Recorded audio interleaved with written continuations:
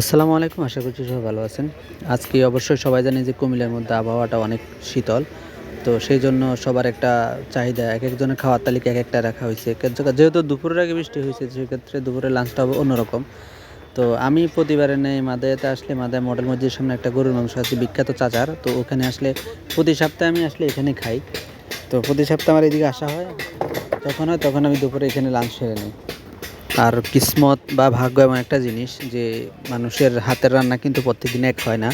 তো আজকে যেহেতু ওয়েদার এরকম, তো আজকে মানে ওনার রান্নাটা কেন জানি আজকে এত অস্বাভাবিক হয়েছে, মানে খাওয়ার পরে আমরা উপলব্ধি করলাম যে আজকের রান্নাটা অন্যরকম ছিল, অনেক টেস্টি আর অনেক ইয়াম্মি ছিল। তো খাওয়ার জন্য আমরা দুজন লোক প্রতিদিনে আসি, প্রতি সপ্তাহে আমরা দুজন আসি, এক সপ্তাহ উনি খাওয়া, এক সপ্তাহ আর আমি খাওয়াই। তো খাওয়াটা আসলে অসাধারণ। এখানে গরুর মাংসটা আপনি যদি খান তাহলে অবশ্যই আপনার জিভে লেগে থাকবে আবার আসা আগ পর্যন্ত। তো আসার সাথে সাথে বসলেই আপনাকে প্লেট দিবে, বাটি দিবে, এটা তো অ্যাজ ইউজুয়াল যেটা হয় এটাই হবে। তো ভাত দেওয়ার পরে আপনাকে গরুর মাংস, ভাত সবাই দেওয়া হবে। তো ওনার গরুর মাংসটা আসলে আমি কীভাবে যে বলি বুঝাবো, যারা খাওয়া দাওয়া করছেন এখানে, মানে অভিজ্ঞতা আছে তারাই বুঝবেন যে এখানে টেস্টটা কীরকম, পুরোই ভিন্ন রকম। সুযোগ পেলে আসবেন, খাবেন, এক্সপিরিয়েন্স হবে।